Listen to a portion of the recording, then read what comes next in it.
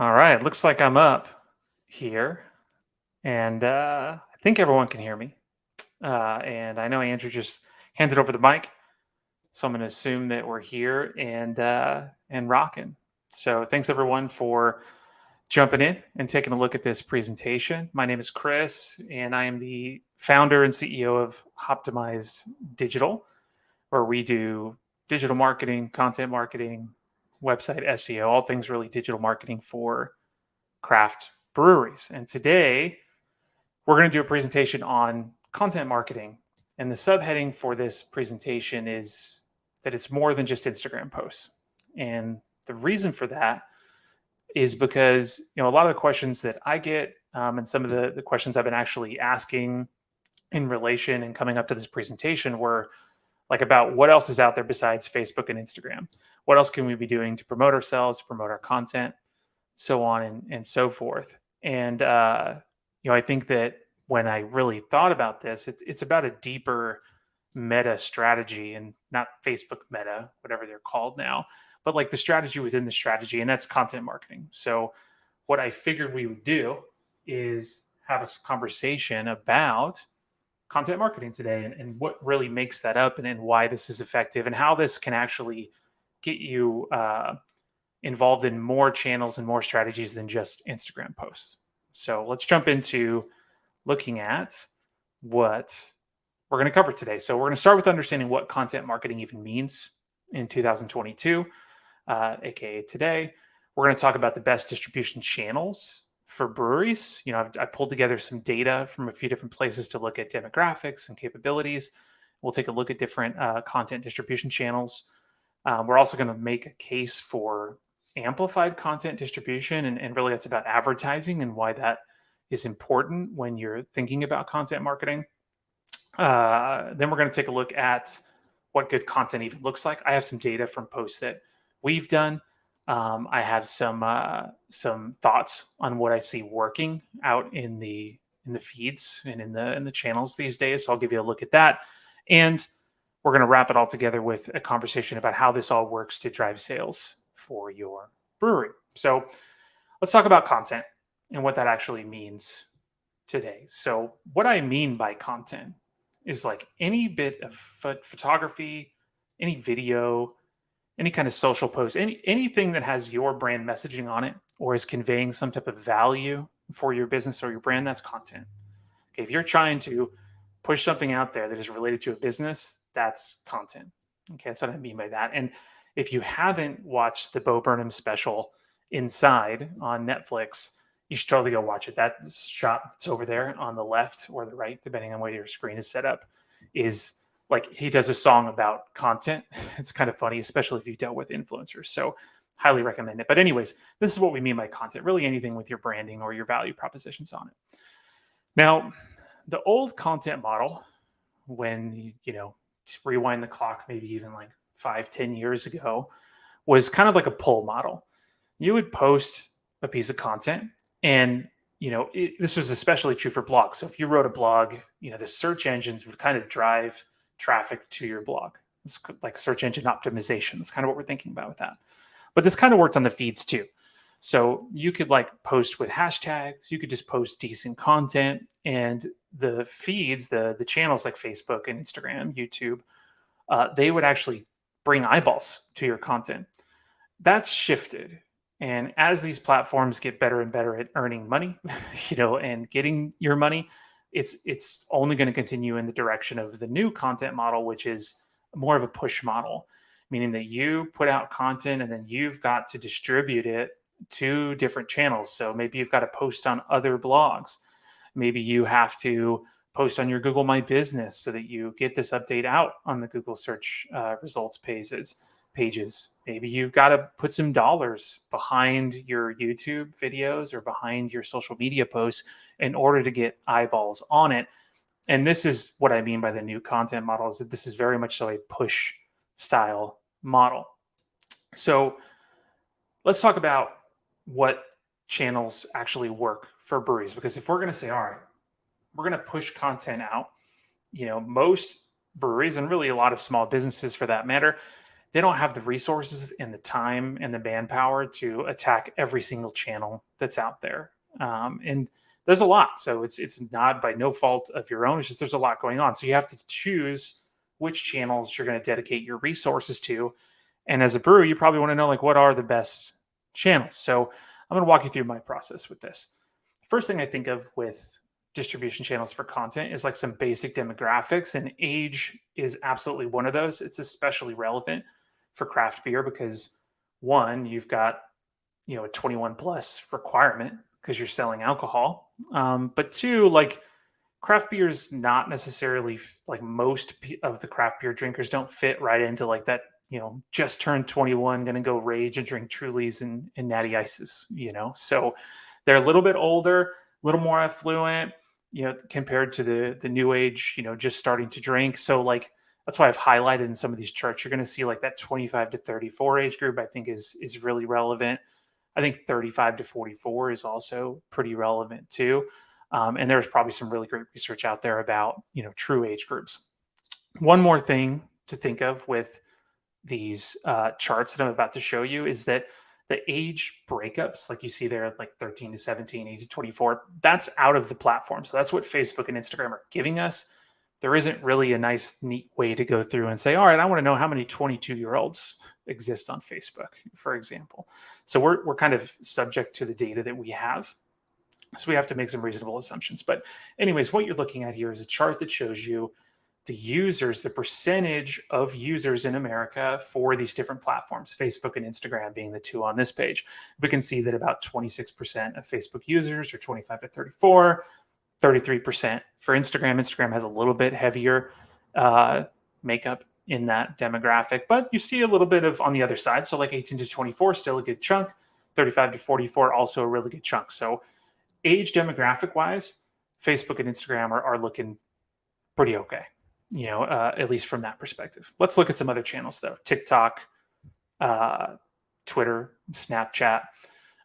TikTok tends to lean a little bit younger, but there still is a pretty good population according to their data and statistics data that, is in between that age of 30, 39. And by the way, there's a note below here that talks about, a little bit more like Wallaroo Media did a little bit of research too. I found that, 60% of TikTok users are in between the ages of 16 to 24. So the reason I put that there is because the age grouping that's available on TikTok is like 20 to 29. And like, as we just discussed, there's a difference between a 21-year-old and a 29-year-old when it comes to craft beer. And we don't really know how much of that 22% of the platform is, 22 versus 29. But the Wallaroo Media data kind of suggests that chunk is probably younger than we think. So ultimately, TikTok is going to lean a little bit younger. Twitter, a little bit more like Facebook and Instagram in its age demographic. And Snapchat leans a little bit younger too, but not quite as young as TikTok. So just based on age, there's like a case that could be made that any of these platforms might work for breweries, with maybe Facebook and Instagram being a little bit more in line, maybe Twitter being a little bit more in line. But hey, Snapchat and TikTok, there's people on there that are of the right age group. Another interesting channel for breweries and really for a lot of businesses is YouTube. There's so many people on YouTube. And this data is from 2020, and that data is, I think, only grown. The number of people has only grown on YouTube over the last couple of years. And this doesn't show the age demographic breakup. What this shows is the percentage of Americans really that are on YouTube, in these different age groups. So this is saying, for example, 26 to 35-year-olds in America, 77% of that populace is on YouTube, at least to some degree. So a massive majority of people are on YouTube, which makes it a channel that there's a lot of eyes on. And when that happens, okay, it's not a bad place to market. So, okay, age is part of this puzzle here, but what else is there? This is another chart I put together that kind of shows another side of this based on capability in these channels. And we start to look at this, I think we start to see some clear differentiation between these channels. So on the left-hand side, we're looking at Facebook and Instagram. You could definitely post static images and you can post videos. The platforms are built for both of those kind of content vehicles, whether it be feed or stories or reels or whatnot. Alcohol advertising is okay on those channels. Craft beer targeting affinities are available. And what I mean by that is when you're running ads on these platforms, you can select targeting criteria that's like people who are home brewers that are interested in microbreweries. They're interested in craft beer, going to craft beer festivals. I would call that a direct craft beer targeting affinity. Someone who's very reflective of or interested in craft beer, right? There's also neighboring targeting affinities available too. And what I mean by that is like maybe you want to target people that go out to eat frequently or out to dinner frequently, or they go out to, they're part of nightlife stuff. They do nightlife or go to events and these type of things. Although that isn't directly related to craft beer, if you layered in like an age demographic on top of that and a geographic like radius around your brewery, now we're talking about a general populace that's probably pretty close. Okay. Now, your advertising mediums, or excuse me, advertising minimums on Facebook and Instagram, very, very affordable. I think you can run ads for like $2 a day. You might even be able to do it for less. And there's no monthly minimum. You could run $5 this month, and that's it. When we start looking at other platforms, though, we see differences. So with TikTok, this is a video heavy platform. The craft beer targeting affinities, I put an orange bubble there because it's kind of like maybe. Okay. And TikTok and YouTube are very similar this way. There isn't a way to say, all right, I'm just going to target people who are interested in craft beer. What you have to do is say, I'm going to target people that are kind of interested in this grouping of content creators or this type of content. And you have to like find a channel or a content creator that has enough following, a large enough following for you to build a target around it. And the reason why that's an orange dot is because maybe those content creators exist and you might be able to target them, but they might also not have a big enough audience for you to even add that to your targeting. It's very true on YouTube. There are some, like there's plenty of homebrewer type channels on YouTube, and you could probably find some of them that you could target, but your audiences are not going to be very big.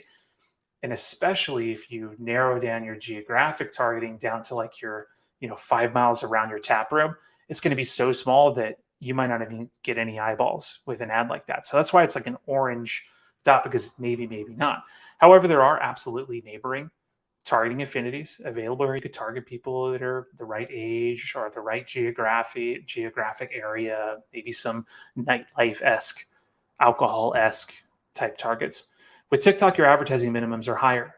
I think their minimum daily budget is like $50, and you got to be spending about $500 a month to make that work. Okay, so I get a lot of questions about TikTok, like should TikTok be part of the equation here? And this is the kind of chart you'd want to look at. It's like, okay, can you afford it? And does it make sense targeting wise to do that? And can you produce video, on a regular basis?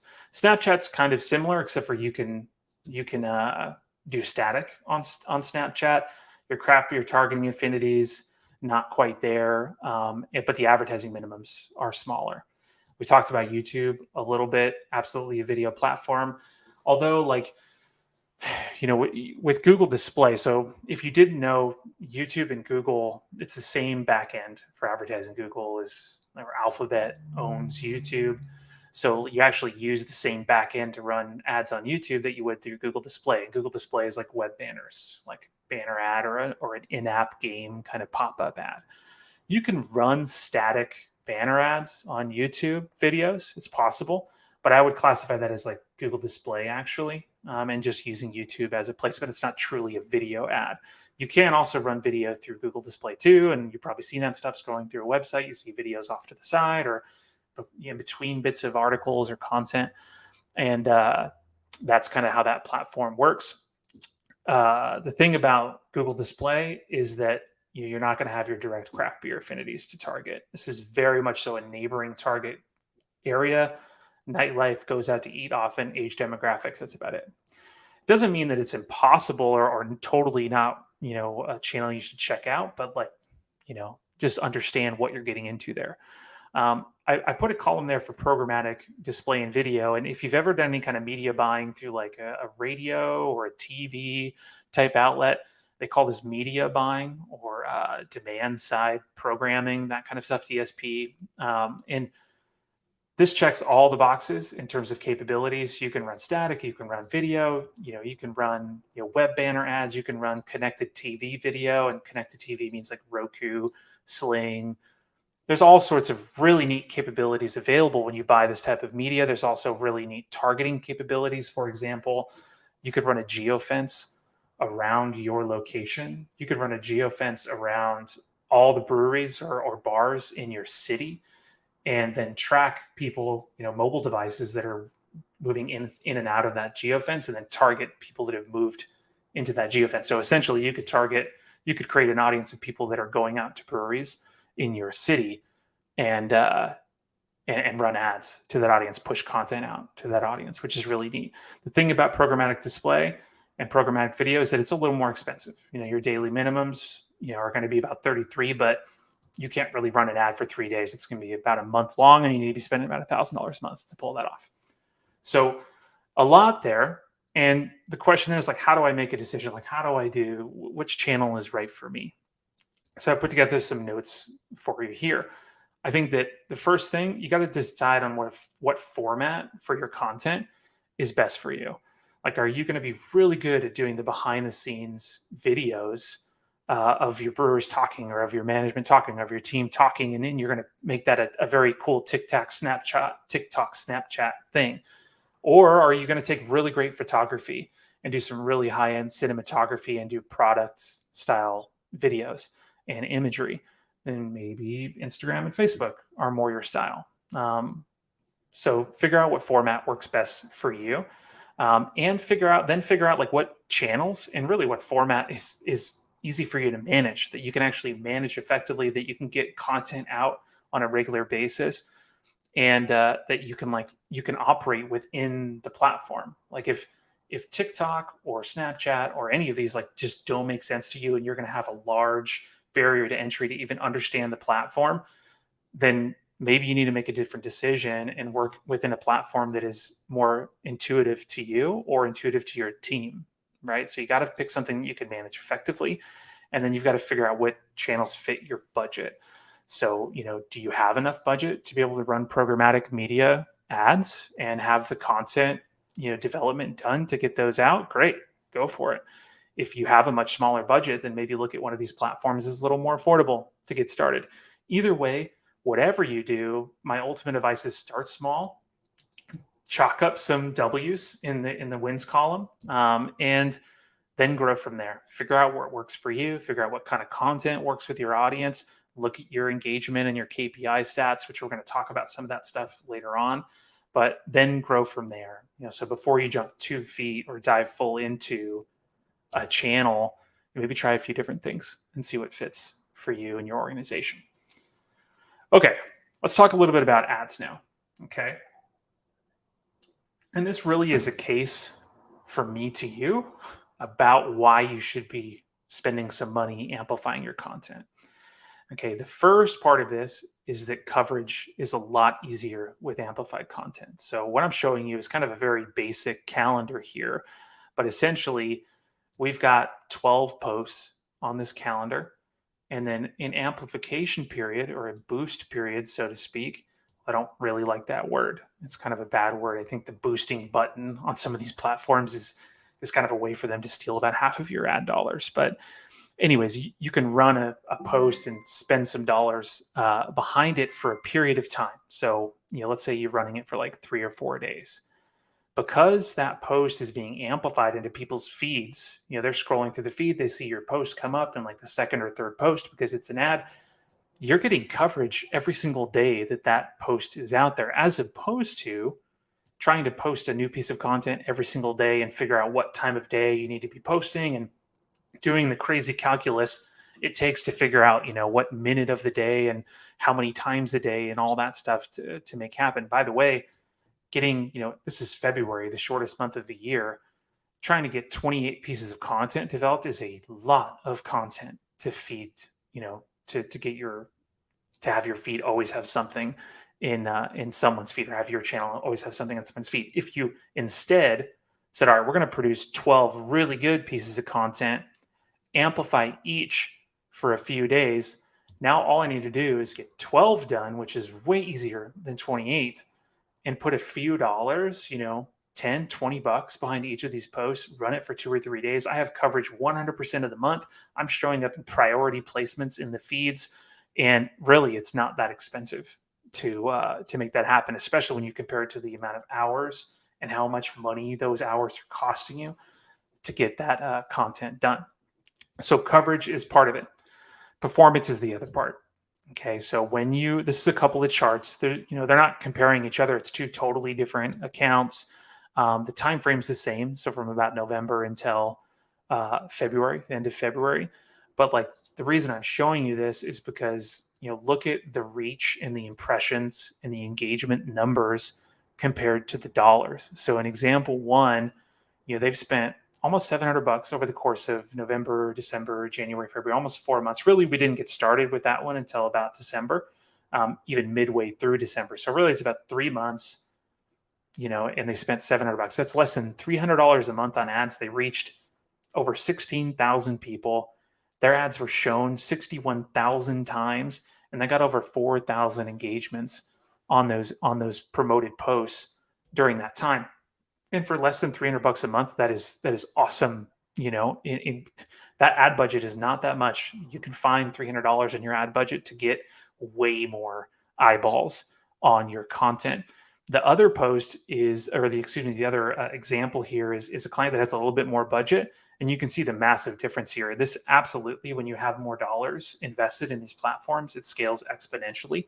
So, they spend about $2,700 over the course of 3 months. They're spending like $700-800 a month, and exponentially bigger numbers. 217,000 people reached, and what I mean by reach is that's a unique individual that saw the ad. Okay, and if you want to sell more stuff, you have to show your ads or your content to more new people. So reach is very important to pull that off. And for $800 a month to reach a few 100,000 people, that's pretty good, right? 17,000 engagements, 550,000 impressions. That means these ads are being viewed about 2.5 times on average during that period. So that just wouldn't be possible organically. You're never going to see that kind of performance without any kind of ads, without any kind of ad dollars behind these posts. And for the money, like I said, the ROI on the time investment is well worth it for the dollars it takes. So anyways, let's move on to a new topic. So we're going to talk about what good content actually looks like. So if you've decided on your channels, you've decided that, yep, I'm going to put some dollars behind content, like what content should I actually produce? What should it look like? Before I start spending money on stuff, what is this content that I'm aiming at? What should I be producing?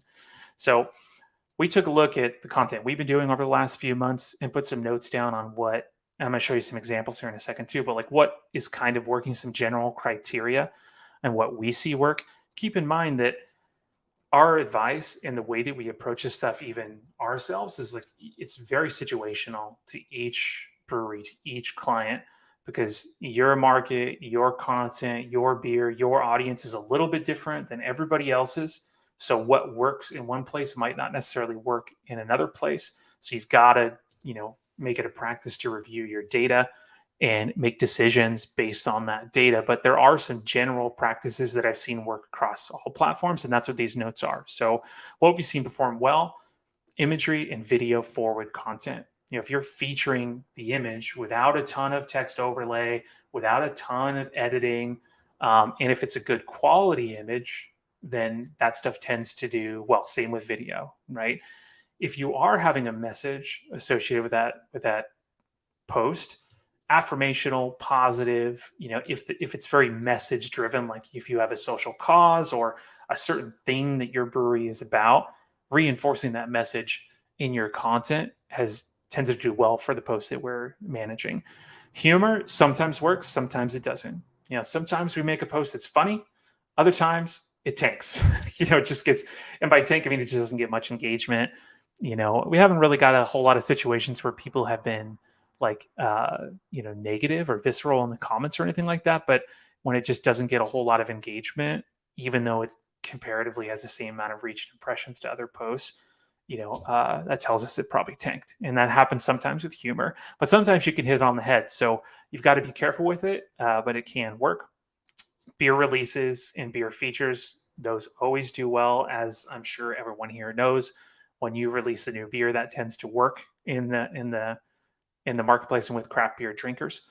Offers and events can do well too.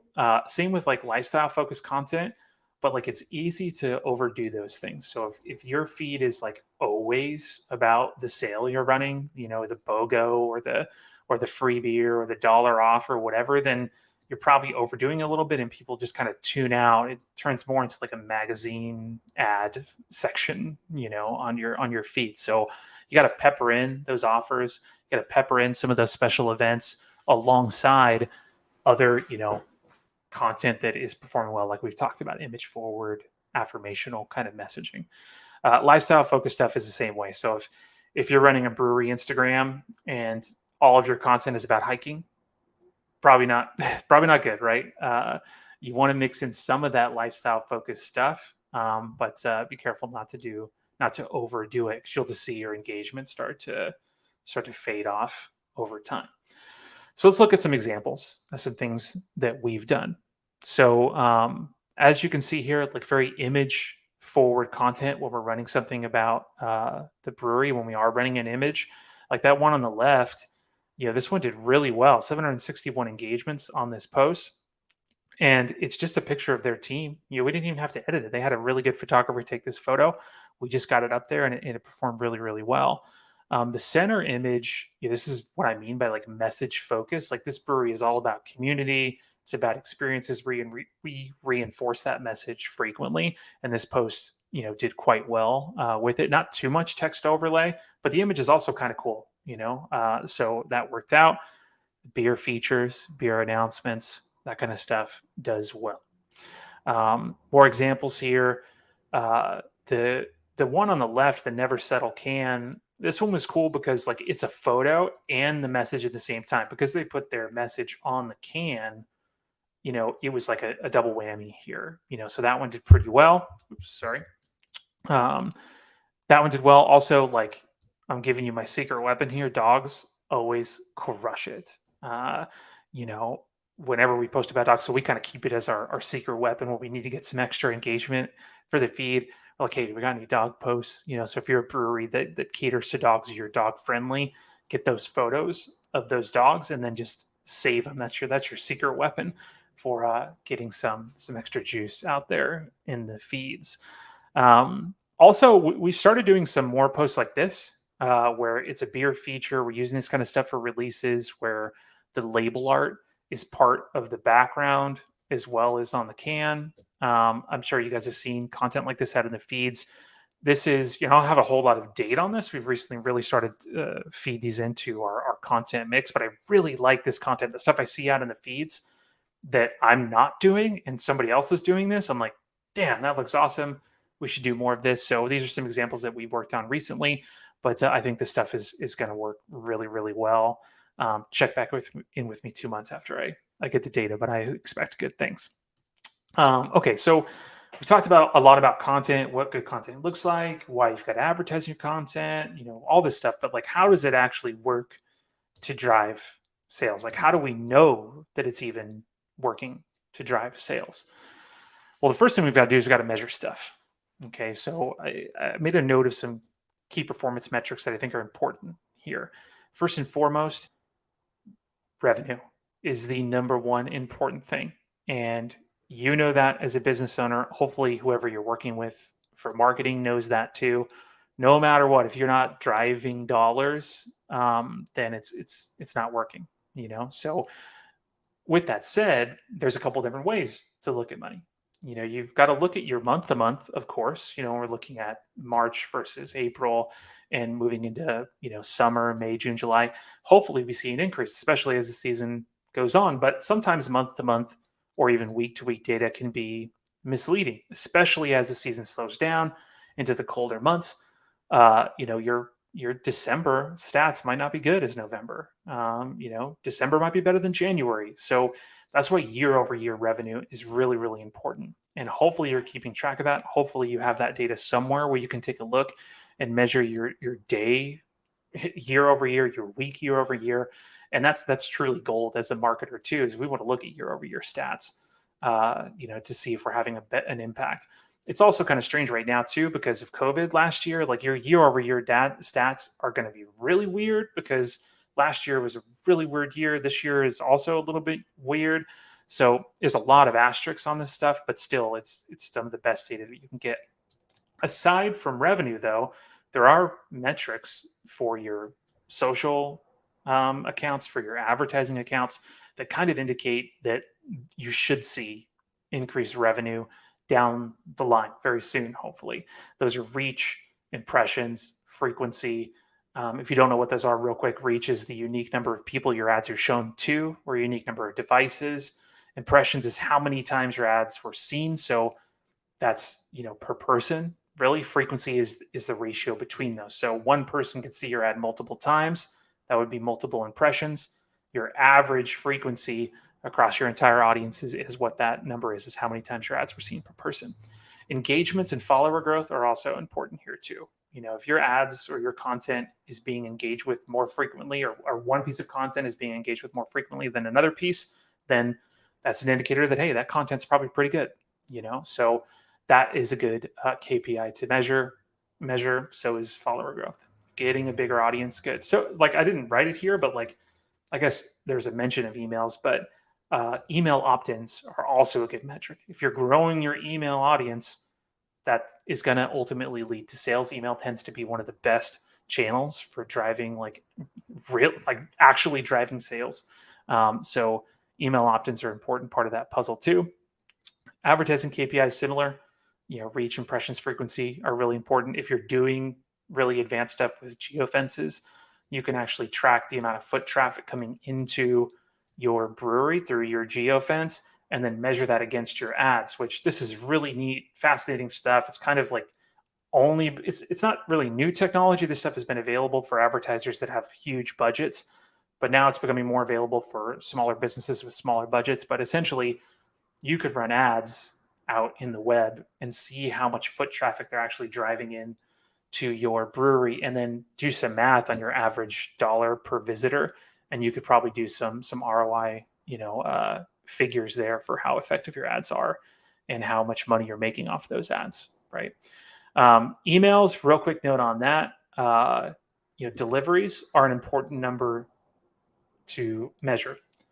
One, because that's how many eyeballs are actually on your emails, but two, because opens and clicks are not as hard of a metric as they used to be. And what I mean by that is that like mail clients like Apple Mail, they're hiding that data from email platforms like Constant Contact, MailChimp, so on and so forth. You don't get to see all of the opens that you've previously been able to see. You don't get to see all of the clicks because the mail client is actually hiding that information for you for user privacy or data privacy things, which is probably a good thing overall to have some data privacy, but you're just not seeing that data. So deliveries, how many times, like how many inboxes you actually hit, that's a good number. Even if somebody doesn't open your email, they just scroll through their email feed and they see your subject line and your little teaser text, that's an eyeball on a bit of messaging, on a bit of content that you have. And it's it can't be totally worthless, right? There is some value to that. Also, unsubscribes are an important part of this mix. If you're sending out emails that people are just unsubscribing from, that's a lesson to be learned. It probably isn't helping you get sales. You're losing audience as a result. So sometimes those negative metrics can be important too. Now, I think this is the last slide before we kind of wrap up here, and I'll jump into some Q&A, and I'll try to DJ this Q&A system here. But this is kind of why content works and why really marketing works, is because the customer journey is kind of follows this flow. If you've been through a business school, program, you've seen this model before. This is AIDA, it's attention, interest, desire, action. But this is essentially how someone makes a decision to buy something or to go somewhere. The first thing that has to happen is that they have to become aware that something even exists. Then their interest has to be piqued. Eventually, whatever they're interested in piques their interest high enough to where there's a desire to take action, and then there's an action point. So in order to leverage content marketing to kind of follow this model, the first thing you've got to do is get more reach. You have to get more people aware of your product, of your service, of your brewery. That will get you more opportunities for sale. If you fill the top of the funnel with more people, that means more people are going to make it through all the way to the bottom to the action point. Even if you have a crappy process to get them there, more people at the top tends to get more people to the bottom. So number one is you got to get more reach. Then I would recommend like identify your target audiences and stick with them. And this is why frequency matters, is that just showing an ad one time to one person probably isn't going to get them interested in what you're doing. You've got to show multiple pieces of content over the course of several weeks, sometimes several months, even years in some cases, to keep them interested and to get them interested initially. So, in order to do that, you've got to kind of figure out what your target audience is, what that bucket of people is, and then stick with them. Keep serving new ads to that audience over time, and focus on that frequency number. By the way, people ask me sometimes like, what's a good frequency to be targeting for? And generally speaking, like 2 to 3 is pretty good. Sometimes we like 3 to 4. That's pretty good too. Once you get over like 4 and 5, if you're showing your ads 5 or 6 or 7 times on average to one person, it's probably too much. If you're serving less than 1.5, it's probably way too little. You want to shoot for about 2 to 3 times per person, and it doesn't have to be the same ad or the same post or the same bit of content. It can be different things. You can serve 3 different pieces of content to one person, have a frequency of 3, and now they've seen 3 different kind of pieces of your value prop or what makes your business interesting, and that's going to motivate them much stronger than the same one thing, right? Once you've kind of got your audience figured out, dial in the right message, run some experimentation, see what's being engaged with, use that metric, your engagement metrics, to make decisions on what content is working out there in the feeds. Keep doing more of that stuff, do less of the stuff that is getting less engagement, and focus on keeping that frequency up, keeping your reach numbers up, and keep reinforcing those messages that are working. And then finally, my last note for this to try to help increase sales is like, don't be afraid to diversify your content channels. Don't just only stick to one feed. Try different things. Try Facebook and Instagram. Try Reels and Stories. Try some of these other ones like TikTok or Snapchat or YouTube or Google Display, and see how the multi-channel approach here impacts your year over year and your month over month sales metrics for your brewery. And this isn't in contradiction to what I said earlier about starting small. Like, starting with one feed is totally fine. Once you get the hang of that, maybe let's try a couple different things. Let's figure out what mix really works for us and what's helping us with sales, what matches our budget, and then dial it in, rinse, repeat, keep doing it again and again and again until you're making money. Scale up as necessary. So hopefully that stuff makes sense for the most part. I've made the slides available here for you too. So if you want to find the slides, you are more than welcome to. I will leave this on the screen as I take a look at some of the comments. Yeah, so Mary, Snapchat is a thing apparently still. There's absolutely still users on it. I think that slide we showed, in fact, I'm going to jump back up to it. Let's see. Sorry if you were in the middle of typing that thing. Let me see if the data is on here. So yeah, 100 million people, on Snapchat still. So very much like a lot of, the younger 25 or less, but like, as we saw with Facebook, as we saw with Instagram, like the same people kind of stick with the platform over time. So these folks that are on Snapchat, they're aging. Snapchat's been around for longer than TikTok. So TikTok, I keep saying TikTok. And there's users that are on it. It's still absolutely a relevant channel. We don't do a ton of work with Snapchat, honestly. I think your bang for your buck, though, is with Facebook and Instagram. So great question there. Oh man, I'm flipping all over the place. Here we go. So there's the URL for you. You can go on there. There's no email opt-in. Just drop. You actually don't have to do anything. You just click a link and you get the PDF. So you'll get these slides, and you can view them whenever. Um, if you have more questions and you want them answered, I'm happy to do that. You can find us at gethoptimized.com, and just drop us a comment or a contact there. You can find our social media handles in all the places just with Get Optimized, or look for Optimized Digital. We're out there. We're not hard to find, and I enjoy answering questions. So I'm not the kind of guy where, I'm gonna, duck you or charge you for, the kind of things to answer some of these questions. I'm happy to answer them and empower you to make smart decisions. So I'll keep hanging out here for a couple minutes. I think we got like 4 minutes left on the channel here, but we'll hang out. You know, uh, yeah.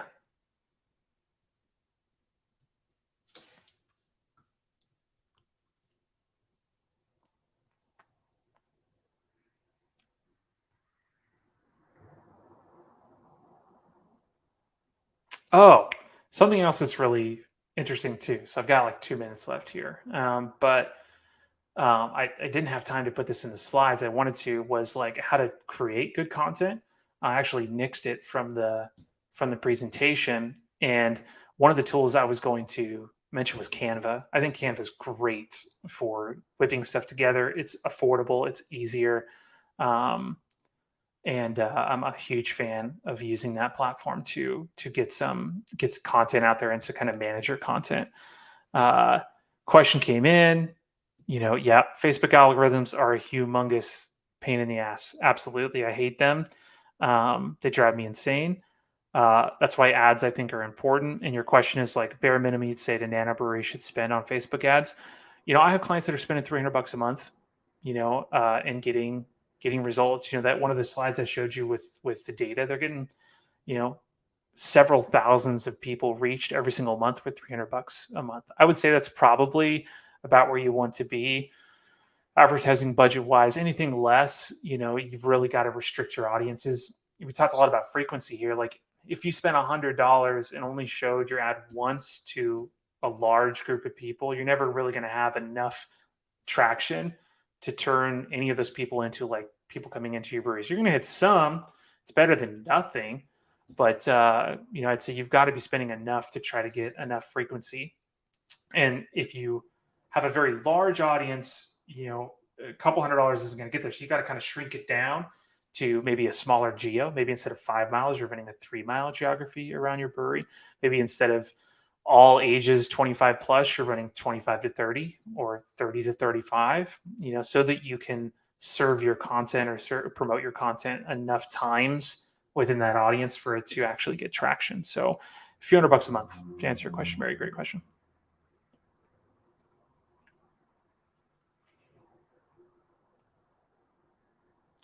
Another question I get too is like scheduling platforms. I use the Facebook Planner. So I used to use Hootsuite. I've used to use CoSchedule. They're out there, but like the Facebook Planner, the Meta Planner now is pretty good, and it's free.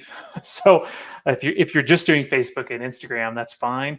If you want to get involved with other channels, you may need a more sophisticated content planner for that stuff, like Hootsuite or something like that. So it's another common question that I get is about the planner stuff. Yeah, cool. Well, I think that we are probably wrapped up here on time. Thank you guys very much for tuning in. Thank you, Andrew, and the whole Craft Beer Professionals group for having me on. It's been an honor, and I'm happy to share this information. You guys have a good day. We'll talk to you later.